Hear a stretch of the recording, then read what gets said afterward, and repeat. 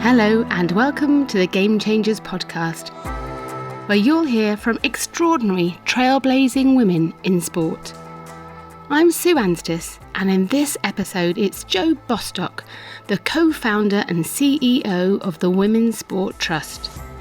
Jo, along with her partner Tammy, has spent the last 7 years leading this influential young charity, and earlier this year they were both awarded MBEs for their services to gender equality in sport. I'm incredibly proud to have been one of the first trustees of the Women's Sport Trust when board meetings saw us gathered around Jo's kitchen table on a Sunday afternoon, hatching brilliant plans to make women's sport more viable, visible and unstoppable. And it was back at that same kitchen table that I met with Jo to talk more about that journey. I started by asking her if sport had always been a part of her life. Oh yes, not in the way it is with your other interviewees, I might add, but I've always loved it. It's that the difference between double maths and rampaging around a hockey field. I mean, it's no competition. Favourite sport for a long time has been squash, particularly because I ended up going to a Scottish university and it's flipping cold to do an outside sport, which is probably where my competitive instinct doesn't match up to some others. So I love sport. I feel better about myself when I'm playing sport than almost when I'm doing anything. That sense of being able to move and the joy of just strike. I like hitting stuff. When you hit a ball beautifully, it's pure joy. There's nothing like it. And watching sport, so did you watch much sport as a family growing up? Less so as a family, but I would try and sneak off and watch it on the box when you could kind of wrestle the clicker away from the parents who are watching something much duller, obviously. I love watching live sport, always have. I just enjoy the theatre of it, the drama. So people will ask me, what's your favourite sport? Pretty much anything that I give a damn about. Really like being invested in the people on the pitch. Mm-hmm. So if I've met them or I'm excited about that team, I'll go and watch anything. If Tiddlywinks is going to be a belter of a match, take me there, right the way through to, I can't remember much more thrilling than the Cricket World Cup, home turf, no right to win it in many ways, and your Shrubsole blowing people. I mean, you couldn't write it. So, yeah, I'm all in. I guess you talked about being at a university in Scotland. Were girls playing sports like rugby, cricket, football? Not that I was aware of, and maybe that's the clue. Perhaps it was, and I played squash, but we never really mixed with the men's team. You definitely felt that you were a tier 2 concern. And previously I'd been to a very sporty school, which... Millfield, yeah. The sporty school. Yes. And played for a couple of teams there. And that actually felt probably more equal than university because you were judged on your sporting ability and they were pushing people through to Olympic places. They had a very good swimming team. And in that sense, it felt more egalitarian, that if you were great at what you did, you were going to get recognised for it, whether you're a man or a woman. Did you play, you say in teams though, you play hockey there? Yeah. Did you? Right, yeah. Excellent. Okay, so...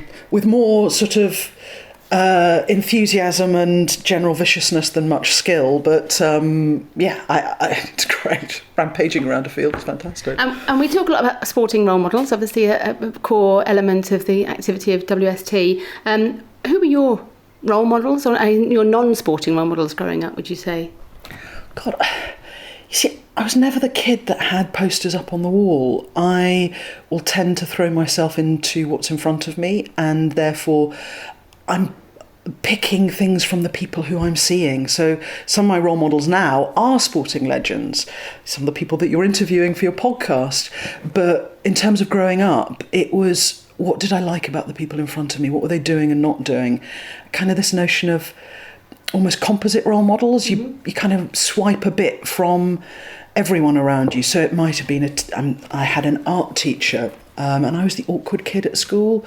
I went to an all-boys school and then to an all-girls school. And I was just this little thug who didn't know. I mean, nice thug. Really nice kid.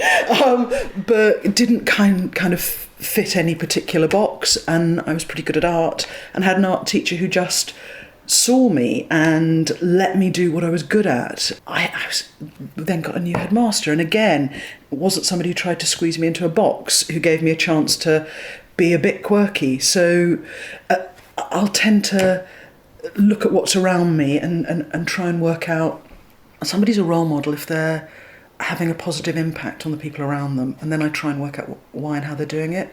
So I'm sorry, it's a long way of saying absolutely. I don't have a shopping list of here's the 10 people I thought were ace, because it's kind of an ongoing...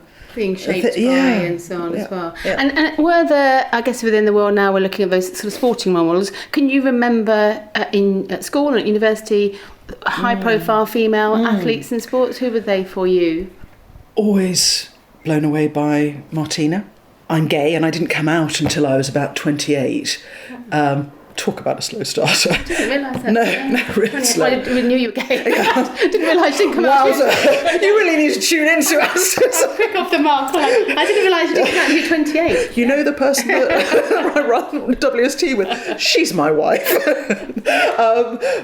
So slow start, but I guess sport was one of those places where you saw women, a number of whom later transpired were gay, doing their thing on their own terms, being powerful, being strong, being valued for what they did. And so without being able to say that's why at least part of why I admired someone like Martina, retrospectively, I'm sure it was. You know, you see Sally Gunnell, you see these women who were just going after something and not being told that they couldn't do it, just deciding they were going to. I guess it was part of that why you now feel, I believe, but role models are so important for young women today, in terms of sporting role models too, that they bring something different. You know, it's a cliche to say you can't be what you can't see. I don't totally believe that, because somebody has to be a pioneer, break a path. However, if you can see, whether it's in business or in technology or science or sport, you see someone like you, and like you might not just be your gender, it might be your social background or your ethnicity, but doing well, then you have evidence that it's possible. You don't have somebody saying, oh, go on, give it a try. You might. And you look around going, well, where's the proof? Doesn't seem like anybody like me is getting on in this industry or this sport. Wow, that looks hard. Great role models, they're a proof point. Yeah. They go, yeah, it is absolutely possible because I've done it and you can do it too. So, yeah, I think they're hugely powerful. Looking back at your career, what I've learned about it. Oh, heck. What have you learned about it? Should I be denying things at this point? Not sure. But it feels like enabling people to be the very best versions of themselves seems to be a sort of a theme through your career. So you're good. I know that's the case. So where would you say that passion came from? I suppose one of the formative points of my career was I started out in recruitment, didn't like that very much. I love being nosy about what people are capable of, but not massively keen on a person as a transaction. I know it needs to be done, but it's not my thing.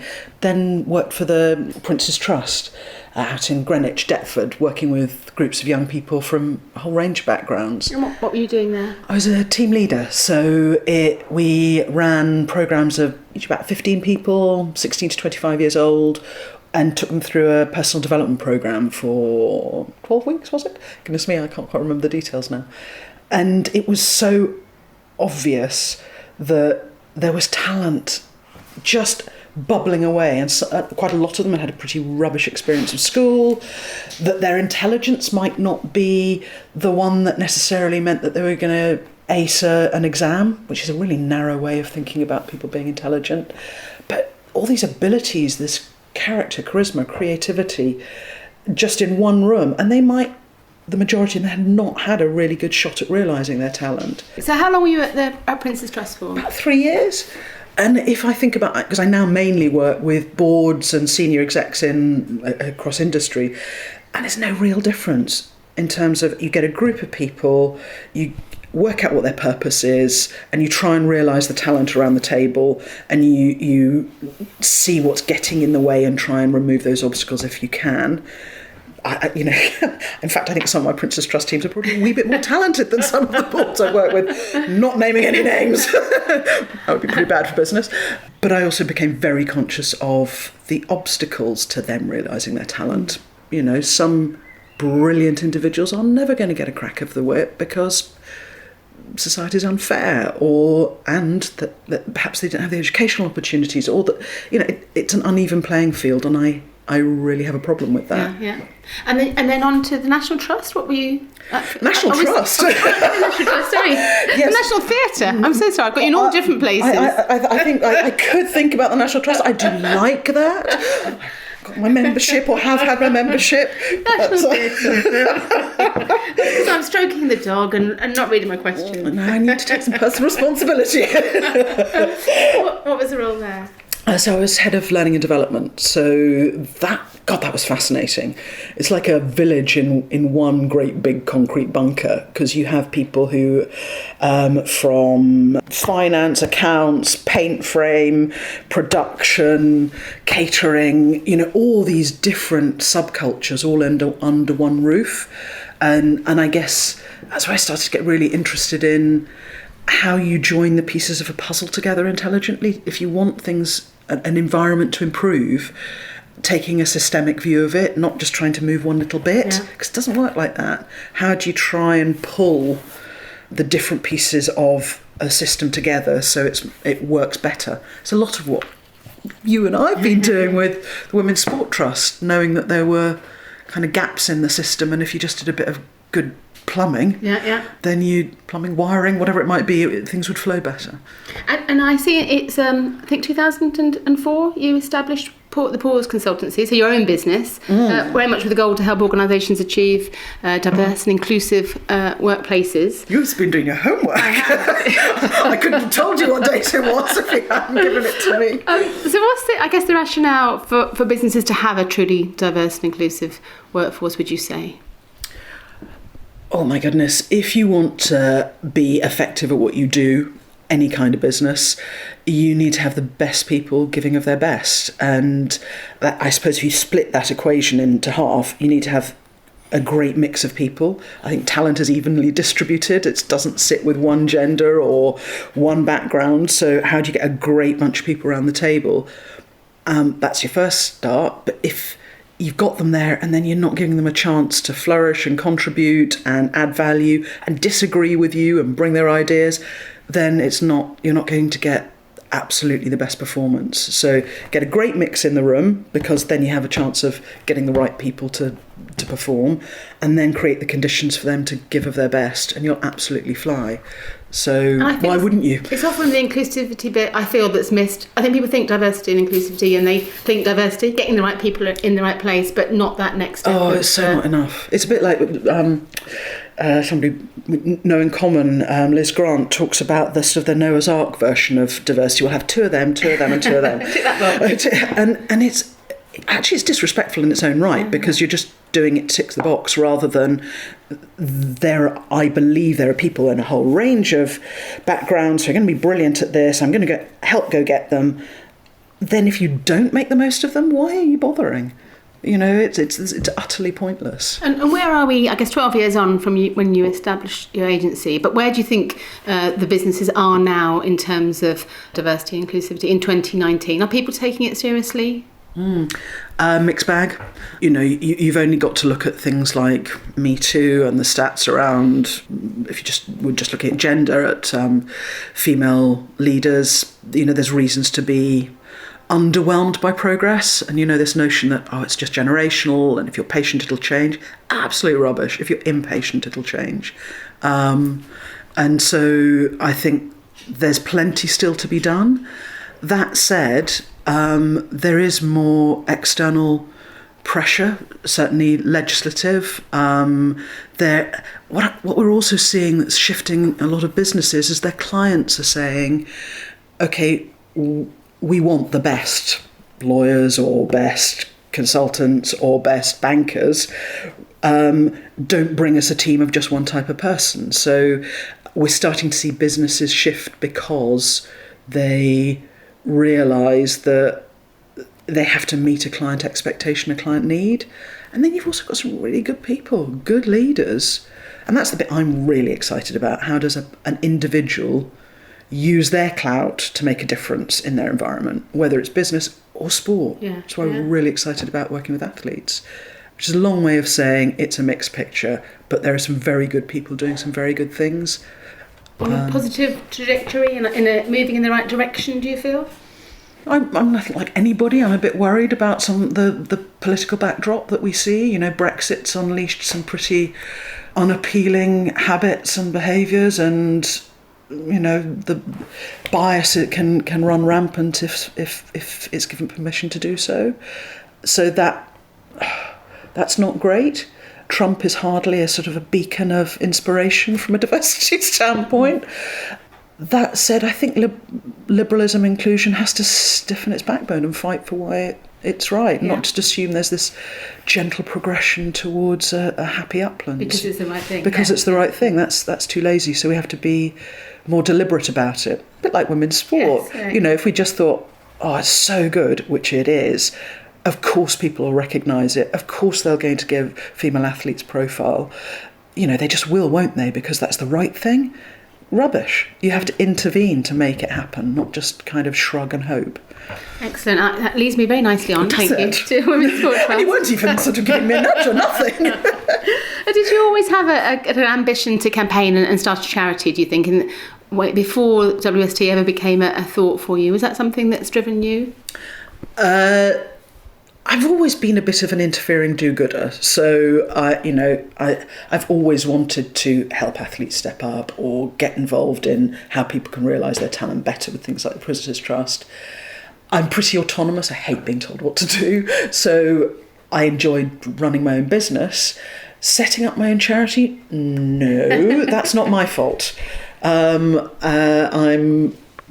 Tammy, who's the co-founder, was the catalyst, not me. I was working in the States. I came back, she opened the door and she handed me a paper with a proposal on it to set up a charity. I hadn't even got in the door. Fabulous. My case was on the outside. And it even had an appendix. It was hilarious. And she's not a woman to say no to. And that's that was the trigger. I was going to ask you that. She was the trigger. She was the catalyst, and she's the pure athlete. She's the one who really, from a sports standpoint, wanted female athletes and sport to get the profile, coverage and investment that it deserved. I guess the bit that I then brought into the mix was around inclusion, systemic change, influencing. And I'm also a gobby-what's-it. I love talking to people, which you're probably finding now. I'm awfully sorry. So I enjoy those. I think you get a lot of change done by connecting brilliant people to a brilliant idea and then stirring. So much of WST, I guess, has been relational. If you notice that the system's a wee bit broken, so sport was talking to sport, media to media, and business to business, and they weren't tending to mix much. If you stir them together and then make it fun rather than boring, there was a lot of sort of moving women's sport from worthy to irresistible. You'll remember that, kind of getting it to be the place you wanted to be. Is it the perfect place for me to enjoy doing what I do? Yes. Did I decide to set up the Women's Sport Trust by myself? No, I did not. And what was it, I guess, from your side, what was it about women's sport, do you think, that appealed? Because obviously that was a big shift of investment and time and so on from you personally. But what was it about sport itself, as opposed to other industries, do you think, that appealed? Oh, God, because it's so much fun. And I think if you're trying to get people excited about some of the stuff I've just said I was passionate about, inclusion and opportunity and fairness, if you go into a business and say, let's talk about inclusion, some people would rather have a root canal. If you go in, as we have done, with someone like the magnificent Sue Day, she's a role model, I really think she's ace, ex-England rugby captain at the RFU, along with a male rugby captain, into a business talking about performance, you kind of suckered them into talking about inclusion because you're talking sport. So I think sport is a brilliant vehicle for getting people excited about questions like who's getting included and not included. What does high performance really mean? How do you bring the best out of a mixed group of people? And then suddenly you've got individuals who might never really have spent much time on inclusion going, oh, I get it. And what's enabled them to reach that point is sport. Sport's the kind of turbocharges and livens up and brings brilliant stories to that conversation. It's kind of like the Heineken. It reaches parts that other kind of debates about this don't get to. And what was the motivation, I guess, way back when, 2013, for women's sport, from the Women's Sport Trust, would you say, as you, and when you accepted that paper from Tammy and got started, what was the ambition? Have you ever tried saying no to Tammy? So at least some of it was personal. You know, if you have the opportunity to go and play in a sandpit that is really interesting, because sport is ace, female athletes are super interesting, and the person you love most in the world is really animated about it, and you then have a chance to concoct something and play with ideas and build something, much like you're building this podcast, and you've been so instrumental in WST, then why wouldn't you? So yeah, it became very quickly an irresistible proposition and a dovetailing of things that I've always been into. With a goal to achieve, when you first got started, what did you think the end point might be? I don't think we knew. I think we'd always sort of loosely said the end point is being obsolete, and that it's quite helpful at the early stage of campaigning not to be super fixed, in the sense of the problems change. And with women's sport, it's moving so fast at the moment. It's at warp speed. So if you're really, really fixed in just kind of one area, you're going to miss it. So we were actually the useful idiots for a long while. I don't think we that's were. ever how anyone's described you and Tammy. Not face to face. Sometimes just standing on the outside going, why is it done like that? You know, being a couple of random lesbians from Wimbledon, you know, you can ask the stupid questions, and you get beyond that. Well, it's always been done like that. So the first thing was, we knew women's sport was great, and we really were puzzled by how little acknowledgement it got. Hugely enthused by the Olympics and the Paras in 2012, and wanting to make sure that became more sustainable. And then we just started with asking a bunch of questions about, well, what's going on? And that then enabled us to understand at least parts of the landscape that we could intervene in. So other people are brilliant at things like grassroots engagement and so on. It's not our bag. We wanted to almost leverage the power of elite sport to help affect the system. So you could see it on the news. I've got 4 goddaughters, and they couldn't see themselves beyond the Olympics. And that's rubbish, because they'll start to think, well, I can't do it. So we wanted to shift the media agenda. We knew that you needed more money, because this doesn't happen by mistake. This isn't an amateur hour. If you want great sport, you have to invest in it. And we wanted athlete role models to really carry the message. And a lot of what we've done is just trying to be that catalyst, that kind of convener and connector. So we sort of have a belief that if we can just bring people together, get them super enthused about women's sport, they'll go and do their thing. They'll be like you, going off and being brilliant around PR. Well, we didn't know what a PR person needed to do to amplify women's sport, but you do. And similarly, we get brilliant people from the BBC, like Shelley Alexander or Anna Thompson or Vicky, all going and doing their brilliant thing. So I don't think WST has to have all the answers. It has to, and certainly has for the last 7 years, been a really good reason to pull brilliant people together. So they exchanged ideas, they were better connected, and then they went and did their thing. So get a marketeer to be a brilliant marketeer. I don't think we know the answers, but we know the people who can get there, and we want to get them excited about That's it. lovely. A fabulous summary. Thank you so much. And then I guess it's not all been smooth sailing. So what would you say, what are the biggest challenges that you think you faced in this period? Oh, heck. You know, at least some I of them. I am one of them, but yeah. No, crikey, no. It's really hard to finance something like this. Do not set up a charity if you want to get rich. It's a really bad idea. So personally, cash flow has had its moments, and for the organisation, it's been really tricky to fund, because I think although we were providing something that people felt was important, they didn't necessarily think it was their job to pay for it. And that's probably our fault. We're classic campaigners, not classic fundraisers. And so we didn't necessarily do as well as we could have done to kind of get a roof over our heads and sort of resource the organisation as well as we could. So that's been hard. The best bit about it has been doing it, the whole thing with Tammy, because, you know, you want the biggest highs in your life to be the person you love most. The worst thing about doing it has been doing it with Tammy, because the boundary management sucks. If you are trying to say, here's my work life, now let's take a breather and have a weekend, those boundaries were permeated all over the shop. So, you know, we've had to work really hard as a couple to get some of those back. If you're doing a passion project, I've seen it with other charities I've worked with, it's quite hard to turn the lights off and say, actually, you know, I'm done for the day, because you keep thinking about it and what you could do better. Yeah, the bumps in the road are usually utterly rubbish boundary management, improving, and money. I guess we've talked about challenges in terms of impact, and clearly WST has had enormous impact, but what do you feel most proud of in terms of impact of the last 6 years? Gosh, that's a good question.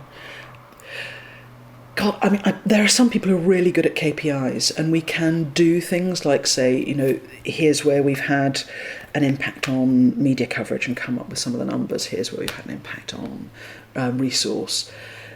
A lot of it for me are the intangibles. So we had one of our awards ceremonies. We actually lost the person who was going to be running it the morning of it. So ended up, and I'm a terrible show off, so ended up being able to go on stage, and at times you could just then step back and see this sea of people excited about women's sport and motivated to go and do something about it.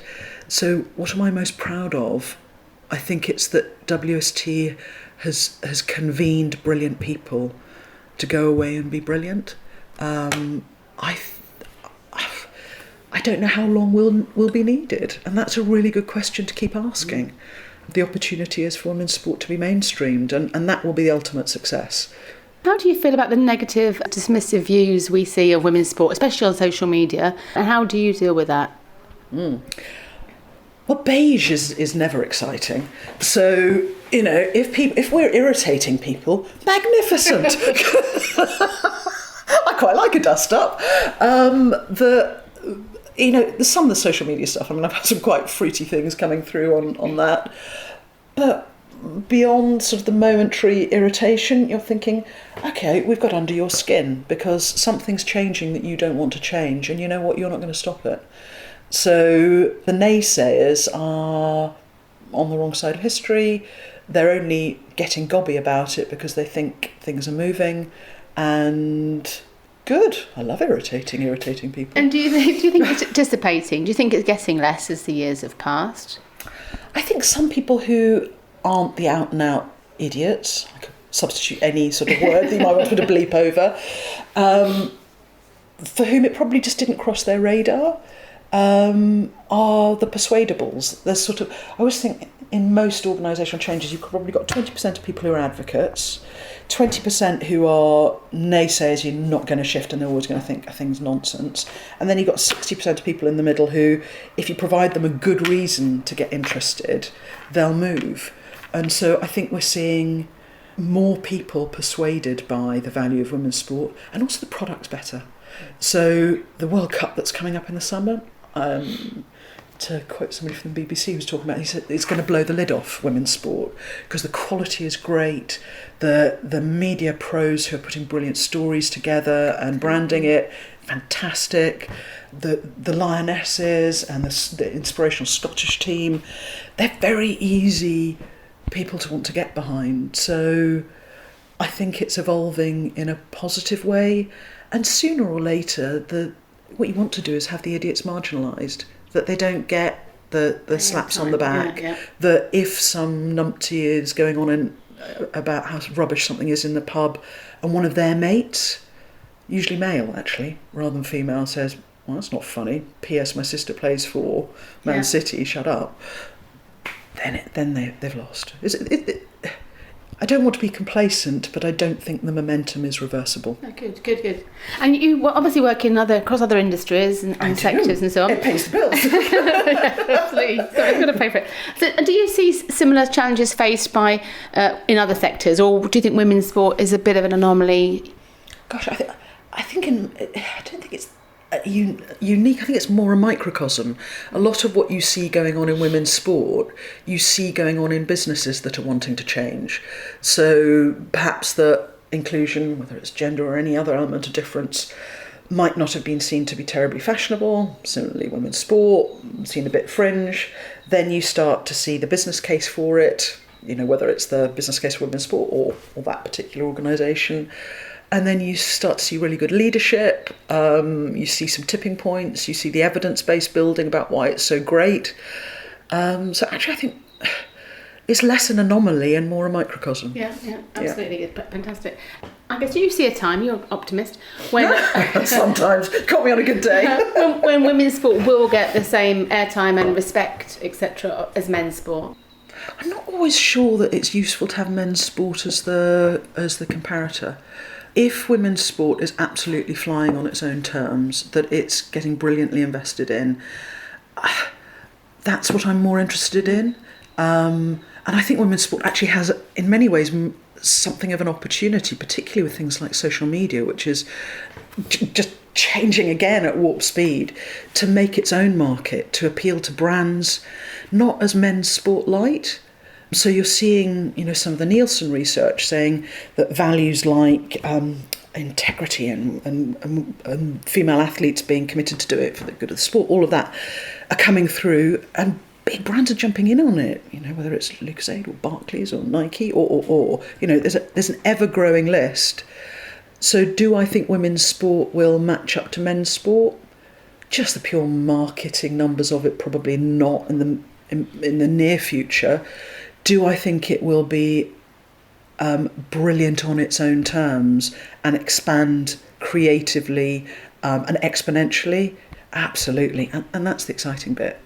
And you've mentioned there's amazing brands that have come in almost in the last few months. We've seen this proliferation of brands come into women's sport. So why would you feel it's such a fantastic time for brands to be investing in women's sport now? You'd have to have rocks in your head not to. I mean, I'm sure you'd give an even better answer than me for this one. If you are interested in getting into a market that isn't saturated, if you are interested in telling a story about what your brand stands for that is compelling and full of great stories and strong values, if you can buy in at a point that's viable, if you can have access to just phenomenal athletes who will help tell your brand story but also intelligently use it to expand their sport, then why wouldn't you? I have to say, if you're a marketeer who hasn't looked at women's sport now, why not? Maybe you need to be thinking about another career, because the movers and shakers because it's just a really, really good play. Yeah, absolutely. And you mentioned earlier that the BBC journalist saying, this summer sport, the Football World Cup could sort of blow the lid on this. People talk that we're at a tipping point at the moment for women's sport. Do you feel that? Do you sense that this summer? We were using a phrase round our board table, so like beyond the tipping point, which sounds like a really bad T-shirt, but it's really easy to say tipping point. Post 2012, is that a tipping point? There's always a reason. It's making me dizzy, all these tippings. I kind of a bit more interested in a consistent, sustainable upward trajectory, and I think it's moving fast. And of course there'll be peaks and troughs, but let's try and even them out a wee bit. And that's about such a jargon piece of word, but systemic change. If you have brilliant funding, brilliant media coverage, great grassroots engagement all the way through the pipeline, fabulous athletes, then I kind of want us to stop talking about tipping points and say things like irreversible momentum, sustainable progress. Mainstreaming is kind of, again, it sounds a bit of a naff word, but we want women's sport woven into the fabric of marketeers thinking, brand propositions, how big sports teams build their coverage. Man United managed to get on board with great success, so that it's not a tipping point anymore. It becomes the norm. We are half this population. You know, I want a girl to walk into any sporting environment and think, oh, I hope there's a tipping point for me. No, I can play anything I want. Thanks very much. Move over. If you had, I haven't got a magic wand, but if you had a magic wand to kind of wave and make some difference for women's sport right now, where might that be? What would you think will have the biggest impact? Is it funding? Is it spectators? Is it media? I guess I don't see it like that, which is good because wands are hard to find. I think, again, it's about each part of the puzzle coming together. And, you know, we're very lucky. We speak to a lot of leaders behind the scenes, so you won't always see what WST does, but conversations with leaders across the spectrum who are all doing their bit. I guess the magic wand, if it's waved anywhere, it's that people of influence, and that doesn't have to be a leader right at the top of the pile. You know, hugely influential coaches, a player on a team who pulls people through. If everybody chooses to put their shoulder to the wheel and plays their part in this complex tapestry of a whole sort of sporting system, then it'll shift. Yeah. So it's not, it'll all be great if the funders just fund. Well, that only helps if the sports are run better and that there's more women in leadership. So it's each person of influence going, I've got a sphere of influence, what am I going to do with it? I suppose that's my biggest driver throughout my career, and probably personally, that, you know, I've had a lot of privileges in my life, you know, many of them unearned. And if you just stand there and you look in the mirror and think, what have I got and what am I going to do with it? I think if we all did that, it would move. Fantastic. And I guess you talked about our privileges, some unearned and some earned, and fabulous that you and Tammy were awarded an MBE this year, the New Year's Honours. So clearly, like you, madam. Exciting. It's the fashion, isn't it? So I guess for you, was it a surprise to have that level of recognition from your peers and the sector? It was deliciously weird. You know, yes, it was a surprise. I mean, as you know, it arrives through the post box and looks like a gas bill. I mean, you kind of, it's always good that you don't shred the darn thing. Once I got over the awkwardness, I don't usually tell my own story. I'm not that bothered. I get excited about what I can help stir up, and then I just want to see people doing things. For the spotlight to be on us, for us, once I got over being awkward about it, it was pure delight. And people were so kind. So excited, yeah. You know, the messages that we had, you know, I spent half the time weeping, you know, which is, you know, in a really good way, good tears, happy tears. We were in India when it got announced, and so we got up at 3:00 in the morning, just when it kind of got publicised, and these messages started coming through on social media, and really, really good. Plan it and we'll have some champagne on ice. And it got so cold that the ice bucket froze. The champagne froze inside it. So there we were, 3:00 in the morning, hair on sideways, 0 bubbles, but it was still good. Yeah.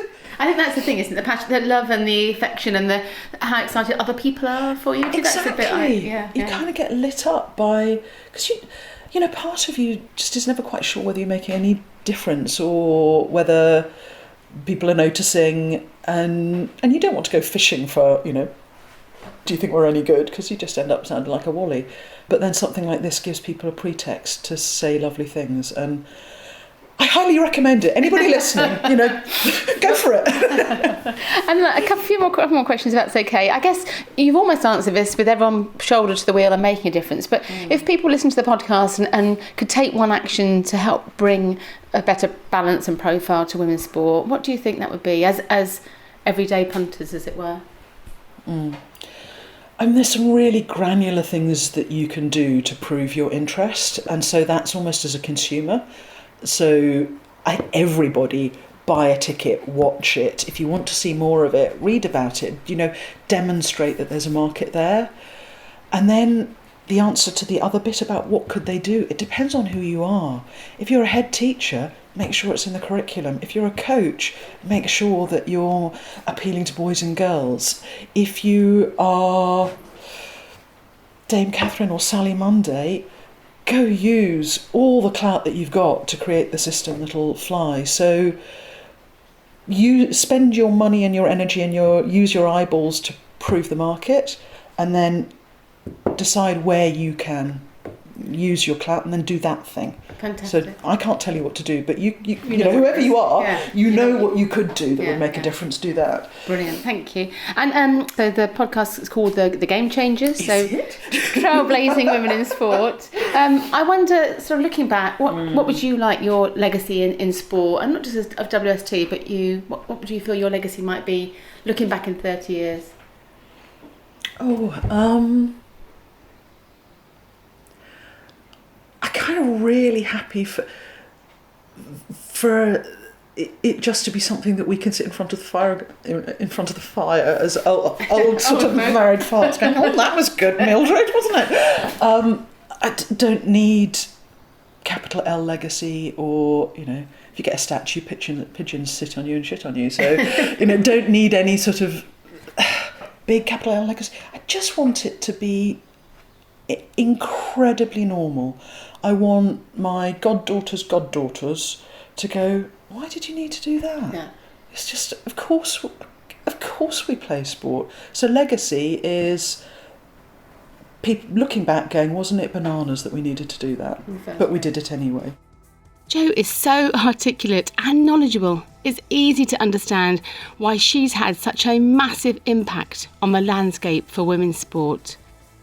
I particularly loved her rallying call for us all to put a shoulder to the wheel and help use our own influence to mainstream women's sport in society. I'd love to hear what you think about the Game Changers, so please do give us a rating on Apple Podcasts. Every single rating and review makes a huge difference in taking the podcast up Apple's rankings, and this means we can reach new audiences and spread the stories of these amazing women in sport. And if you want to make sure you're the first to receive future episodes as they launch, please subscribe to The Game Changers. And you can find out more about all my guests at promotepr.com/gamechangers. In the next podcast, you'll hear from Team GB's most decorated Olympian, Dame Catherine Granger. With 5 rowing medals, including gold from London 2012, Catherine is now chair of UK Sport. It's a fascinating interview with an incredible woman, a real masterclass in building resilience through sport. That one was just completely devastating because of the expectation and our own expectations as much as everyone else's. There's a real sense of loss, and disappointment doesn't do it justice. We all felt we'd let everyone and everything down. The nation's watching and hoping and expecting, and you feel we had it in our hands and we let it go. And it was really hard to come to terms with that result, and the medal that day just felt like evidence of failure.